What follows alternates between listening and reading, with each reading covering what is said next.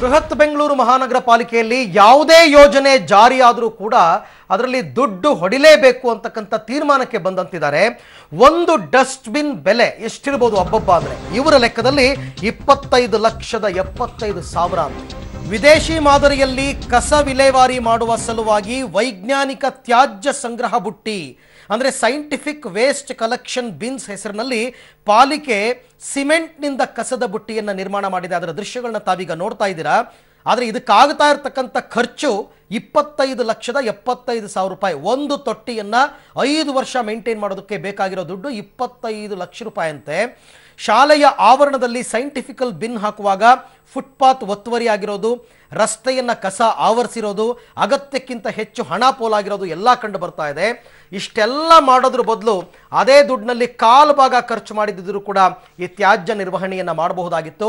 ಹಾಗಾದರೆ ಇಷ್ಟು ದೊಡ್ಡ ಮಟ್ಟದ ದುಡ್ಡು ಎಲ್ಲಿ ಪೋಲಾಯಿತು ಅಂತಕ್ಕಂಥ ಪ್ರಶ್ನೆ ಉದ್ಭವ ಆಗ್ತಾ ಇದೆ.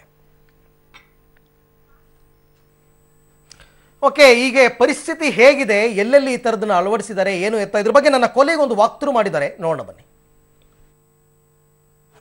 ಬೆಂಗಳೂರನ್ನ ಸ್ವಚ್ಛ ಬೆಂಗಳೂರು ಮಾಡ್ತೀನಿ, ಕಸ ಮುಕ್ತ ಮಾಡ್ತೀನಿ ಅಂತ ಹೇಳ್ತಿರೋ BBMP ಡಸ್ಟ್ಬಿನ್ಗಾಗಿ ಲಕ್ಷಗಟ್ಟಲೆ ಕೋಟಿಗಟ್ಟಲೆ ತೆರಿಗೆ ಹಣವನ್ನು ಹಾಳು ಮಾಡ್ತಾ ಇದೆ.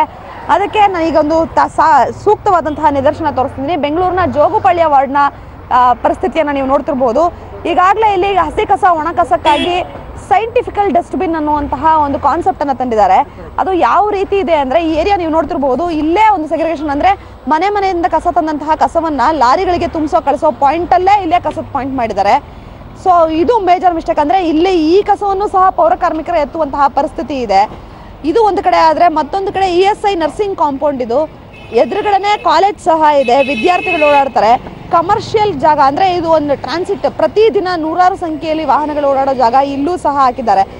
ಸಾಮಾನ್ಯವಾಗಿ ಈ ಹಿಂದೆ ಬೆಂಗಳೂರಿನಲ್ಲಿ ತೊಟ್ಟಿ ಅಂತ ಅಂದ್ರೆ ಕಸದ ತೊಟ್ಟಿಯ ಕಾನ್ಸೆಪ್ಟ್ ಅನ್ನ ನೀವು ನೋಡಿರ್ತೀರಿ, ಡಸ್ಟ್ಬಿನ್ ವ್ಯವಸ್ಥೆನ ಅದನ್ನ ತೆಗಿಬೇಕು, ಯಾರಿಗೂ ತೊಂದರೆ ಆಗಬಾರ್ದು ಅಂತ ಸುಪ್ರೀಂ ಕೋರ್ಟ್ ಆರ್ಡರ್ ಮಾಡಿದ್ರೆ. ಆದ್ರೆ ಈಗ ಹೈಟೆಕ್ ತೊಟ್ಟಿಯನ್ನ ಮಾಡೋದಕ್ಕೋಸ್ಕರ 5 ವರ್ಷ ಈ ಒಂದು ಜಾಗವನ್ನ ಮೇಂಟೈನ್ ಮಾಡೋಕ್ಕೆ 25,75,000 ಖರ್ಚನ್ನ ಮಾಡ್ತಿದ್ದಾರೆ.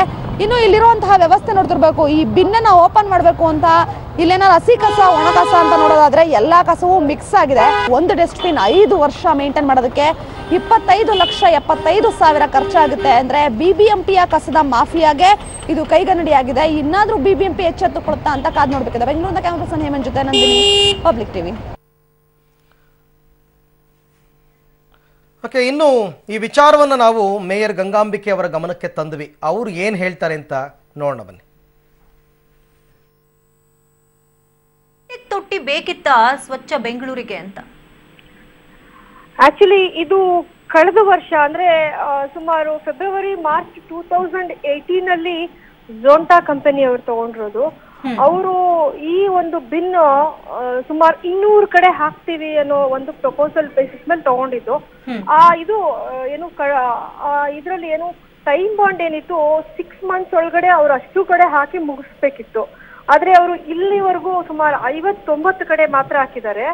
ಆ 59 ಕಡೆನೂ ಅವರು ವೈಜ್ಞಾನಿಕವಾಗಿ ಅವರು ಎಲ್ಲಿ ಹಾಕಬೇಕಂದ್ರೆ ಯಾವ ಜಾಗದಲ್ಲಿ ಅದಕ್ಕೆ ಫಿಕ್ಸ್ ಮಾಡಬೇಕು ಅನ್ನೋದನ್ನ ಮಾಡದೆ ಎಲ್ಲ ಫುಟ್ಪಾತ್ ಕಡೆ ಮಾಡ್ಕೊಂಡು ಜನಕ್ಕೆ ತುಂಬಾ ತೊಂದರೆ ಆಗ್ತಿದೆ. ಅದ್ ನನ್ ಗಮನಕ್ಕೂ ಬಂತು. ಹಾಗಾಗಿ ಅವ್ರೀಗ 59 ಕಡೆ ಹಾಕಿ ಸುಮಾರು 3.5 ಕೋಟಿ ಮಾತ್ರ ಅವ್ರಿಗೆ ಬಿಲ್ ಸ್ಯಾಂಕ್ಷನ್ ಮಾಡಿರೋದು. ಇದು ಟೋಟಲ್ ಅಮೌಂಟ್ ಬಂದು 55 ಕೋಟಿದು.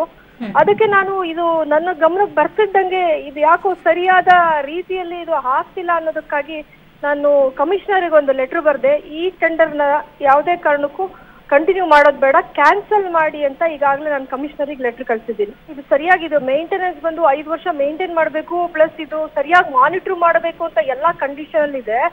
ಯಾವ್ದೂನು ಅವರು ಕಂಡೀಷನ್ ಪ್ರಕಾರ ಅವ್ರು ಫಾಲೋ ಮಾಡ್ತಿಲ್ಲ. ಆ ಕಾರಣಕ್ಕೆ ಇದನ್ನ ನಾನು ಹೋಲ್ಡ್ ಮಾಡ್ತಿದ್ದೀನಿ. ಈ ಟೆಂಡರೇ ಕ್ಯಾನ್ಸಲ್ ಮಾಡಿ ಇನ್ ನೆಕ್ಸ್ಟ್ ಏನ್ 59 ಕಡೆ ಹಾಕಿ ಮಿಕ್ಕಿದ್ ಪೆಂಡಿಂಗ್ ಏನಿದೆ ಅದು ಹಾಕೋದು ಬೇಡ, ಅವರು ಕ್ಯಾನ್ಸಲ್ ಮಾಡಿ ಅಂತಾನೆ ಕಳಿಸ್ತಾ ಇದ್ದೀನಿ. ಇಲ್ಲ, ಇದು ಖಂಡಿತ ಇದು ನನ್ನ ಗಮನಕ್ಕೆ ಬಂದ ತಕ್ಷಣ ನಾನು ಅದ್ರದ್ದು ಡಾಕ್ಯುಮೆಂಟ್ಸ್ ಎಲ್ಲ ತಗೊಂಡು 5 ವರ್ಷ ಮೇಂಟೆನೆನ್ಸ್ ಆಗ್ಬೇಕು ಅಂತ ಹೇಳಿ ಕನ್ಸರ್ನ್ ಅಥಾರಿಟಿಗಳಿಗೂ ಕೂಡ ನಾನು ಈಗಾಗಲೇ ಇನ್ಸ್ಟ್ರಕ್ಷನ್ ಕೊಟ್ಟಿದ್ದೀನಿ.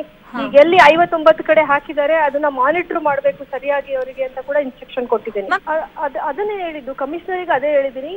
ಯಾರನ್ನ ಕೇಳಿ ಅಟ್ಲೀಸ್ಟ್ ಅಲ್ಲಿ ಲೋಕಲ್ ಕಾರ್ಪೊರೇಟರ್ ಗಮನಕ್ಕೆ ತಂದಾದ್ರೂ ಅವ್ರು ಮಾಡ್ಬೇಕಿತ್ತು. ಏಕಾಕಿ ಎಲ್ಲಿ ಜಾಗ ಇದೆ ತಗೊಂಡೋಗಿ ಹಾಕಿದ್ದಾರೆ. ನೀವು ಹೇಳ್ದಾಗೆ ಫುಟ್ಪಾತ್, ಸ್ಕೂಲ್ ಕಡೆ, ಹಾಸ್ಪಿಟಲ್ ಕಡೆ, ಈ ರೀತಿ ಎಲ್ಲಂದ್ರಲ್ಲಿ ಹಾಕಿದ್ದಾರೆ.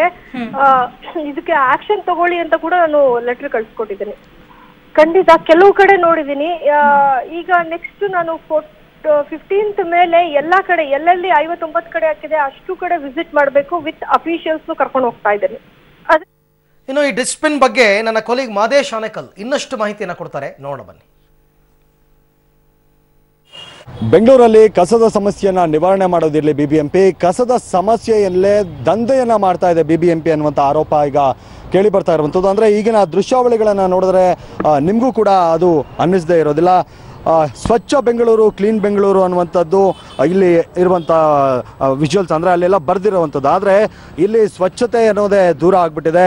ಸುತ್ತಮುತ್ತಲು ಅಂದರೆ ಶಾಲೆಗಳಿದ್ದಾವೆ, ಮತ್ತು ಮಕ್ಕಳೆಲ್ಲ ಓಡಾಡ್ತಾರೆ ಇಲ್ಲೆಲ್ಲ, ಮತ್ತು ಗ್ರೌಂಡ್ ಇದೆ. ಇಲ್ಲಿ ಗ್ರೌಂಡಲ್ಲಿ ತಂದ್ಬಿಟ್ಟು ಈ ರೀತಿಯಾಗಿ ಕಸದ ಡಬ್ಬಿಗಳನ್ನು ಇಟ್ಟಿರುವಂಥದ್ದು. ಅಂದರೆ ನಾವು ಸೈಂಟಿಫಿಕ್ ಆಗಿ ಕಸವನ್ನು ನಿವಾರಣೆ ಮಾಡ್ತೀವಿ. ಒಂದು ಕಡೆ ಹಸಿ ಕಸ, ಒಂದು ಕಡೆ ಒಣಗಿದ ಕಸ, ಇವುಗಳನ್ನು ಡಿವೈಡ್ ಮಾಡಿ ನಾವು ಕಸದ ಸಮಸ್ಯೆಯನ್ನು ನಿವಾರಣೆ ಮಾಡ್ತೀವಿ ಅನ್ನುವಂಥ ನಿಟ್ಟಿನಲ್ಲಿ 8 ತಿಂಗಳ ಹಿಂದೆ ಈ ಕಸದ ಡಬ್ಬಿಗಳನ್ನು ಇಲ್ಲಿ ಇಟ್ಟಿರುವಂಥದ್ದು. ಆದರೆ ಇದನ್ನು ಯಾವ ರೀತಿಯಾಗಿ ಮೇಂಟೈನ್ ಮಾಡ್ತಾ ಇದ್ದಾರೆ ಅನ್ನುವಂಥದ್ದು ಈ ದೃಶ್ಯಗಳನ್ನು ನೋಡಿದ್ರೆ ಗೊತ್ತಾಗ್ಬಿಡುತ್ತೆ.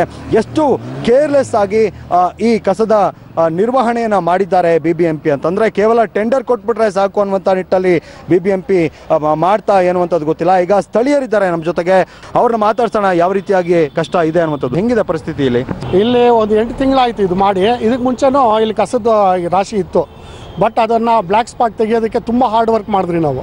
ಬಟ್ ಅದು ಕ್ಲಿಯರ್ ಆಯಿತು. ಆದಮೇಲೂ ಈಗ ಏನಂದರೆ ಹೇಳಿದ್ರೆ ಸುತ್ತಮುತ್ತ ಎಲ್ಲ ಸ್ಕೂಲ್ಸೇ ಇದೆ. ಇಲ್ಲಿ ಕಾರ್ಪೊರೇಷನ್ ಬಾಯ್ಸ್ ಹೈಸ್ಕೂಲ್ ಇದೆ, ಇಲ್ಲಿ ಉರ್ದು ಸ್ಕೂಲ್ ಇದೆ, ತಮಿಳ್ ಸ್ಕೂಲ್ ಇದೆ, ಇಲ್ಲಿ ಸುಬ್ಬಯ್ಯ ರೆಡ್ಡಿ ಸ್ಕೂಲ್ ಇದೆ. ಹತ್ರ 800 ಮಂದಿ ಮಕ್ಕಳು ಓದ್ತಾ ಇದ್ದಾರೆ. ನಾವು ಇದು 8 ತಿಂಗಳ ಮುಂಚೆ ತೊಗೊಂಡು ಬಂದಿಟ್ರು. ನಾವು ಬೇಡ ಅಂತ ಹೇಳಿದ್ರೆ ಅವ್ರು ದುಡ್ಡು ಹೊಡೆಯೋದಕ್ಕೋಸ್ಕರ ಕೋಟ್ಯಾಂತರ ರೂಪಾಯಿ ಲೂಟ್ ಮಾಡ್ತಾ ಇದ್ದಾರೆ. ಓಕೆ, ನಮ್ಮ ಜೊತೆಗೆ ಈಗ ಶಾಲೆಯ ಪ್ರಿನ್ಸಿಪಾಲ್ ಇದ್ದಾರೆ. ಸರ್, ಸಮಸ್ಯೆ ಯಾವಾಗಿಂದ ಶುರುವಾಗಿದೆ? ಅಂದರೆ ನಿಮ್ಮ ಶಾಲೆ ಎದುರುಗಡೆನೇ ಈ ರೀತಿಯಾಗಿ ಕಸದ ಗುಂಡಿ ಇದೆ. ಇದು ಕಸದ ರಾಶಿ ಇರೋದ್ರಿಂದ ಮಕ್ಕಳು ಸ್ಪೋರ್ಟ್ಸ್ ಆಡೋಕ್ಕೆ ಗ್ರೌಂಡ್ ಹೋಗೋಕ್ಕಾಗ್ತಾ ಇಲ್ಲ. ಆಮೇಲೆ ಎದುರಿಗೆ ಇರೋದ್ರಿಂದ ನಮ್ಮ ಸ್ಕೂಲ್ ಮಕ್ಕಳಿಗೆ ಅನಾರೋಗ್ಯಕ್ಕೆ ಕಾರಣವಾಗ್ತಂಥ ಒಂದು ಪರಿಸರ ಏರ್ಪಡ್ತದೆ. ಪಬ್ಲಿಕ್ಸೂ ಕೂಡ ಇಲ್ಲಿ ಬೆಳಗಿನ ಜಾವ 4ರಿಂದ ತಂದು ಹಾಕ್ಬಿಡ್ತಾರೆ. ನಮ್ಮ ಸೆಕ್ಯೂರಿಟಿಗೂ ನಾವು ಹೇಳಿದ್ದೀವಿ, ಬಟ್ ಅವ್ರ ಮಾತು ಕೇಳೋಕ್ಕಾಗಲ್ಲ. ಸೊ ಈ ರೀತಿ ಸಮಸ್ಯೆ ಇದೆ. ಈ ಕಸದ ಸಮಸ್ಯೆನ ನಿವಾರಣೆ ಮಾಡ್ತೀವಿ ಅಂತ ಈ ರೀತಿಯಾಗಿ ಸೈಂಟಿಫಿಕ್ ಆಗಿ ನಾವು ಕಸ ವಿಂಗಡಣೆ ಮಾಡ್ತೀವಿ, ಕಸದ ಸಮಸ್ಯೆ ನಿವಾರಣೆ ಮಾಡ್ತೀವಿ ಅಂತ ಈ ರೀತಿಯಾಗಿ ಮತ್ತಷ್ಟು ಅಂದರೆ ಮೊದಲಿಗಿಂತಲೂ 100 ಪಟ್ಟು ಹೆಚ್ಚಾಗಿ ಇಲ್ಲಿ ಕಸದ ರಾಶಿ ಇಲ್ಲಿ ಬಿದ್ದಿದೆ. ಗ್ರೌಂಡನ್ನೇ ಇವರು ಕಸದ ಡಂಪಿಂಗ್ ಯಾರ್ಡ್ ಮಾಡ್ಕೊಂಡ್ಬಿಟ್ಟಿದ್ದಾರೆ. ಮಕ್ಕಳು ಇಲ್ಲಿ ಓಡಾಡೋಕ್ಕೂ ಕೂಡ ಕಷ್ಟ ಆಗ್ತದೆ. ಸುತ್ತಲೂ ಶಾಲೆಗಳಿದ್ದಾವೆ. ಶಾಲಾ ಮಕ್ಕಳು ಪಡಬಾರದಂಥ ಯಾತನೆಯನ್ನು ಇಲ್ಲಿ ಪಡ್ತಾ ಇರುವಂಥದ್ದು. ಇನ್ನಾದರೂ ಸಂಬಂಧಪಟ್ಟಂಥ ಅಧಿಕಾರಿಗಳು ಎಚ್ಚೆತ್ಕೊಳ್ತಾರೆ ಅನ್ನುವಂಥದ್ದೇ ಈಗ ಪ್ರಶ್ನೆ ಮಾಡ್ತಾ ಇರುವಂಥದ್ದು. ಪಬ್ಲಿಕ್ಸ್ ಕೂಡ ಪ್ರಶ್ನೆ ಮಾಡ್ತಾ ಇದ್ದಾರೆ, ಕೂಡಲೇ ಇದನ್ನು ನಿವಾರಣೆ ಮಾಡಿಕೊಡಿ ಅನ್ನುವಂಥದ್ದು. ಕ್ಯಾಮರಾ ಪರ್ಸನ್ ಗೌಸ್ ಜೊತೆಗೆ ಮಾದೇಶ್ ಆನೇಕಲ್, ಪಬ್ಲಿಕ್ ಟಿವಿ, ಬೆಂಗಳೂರು.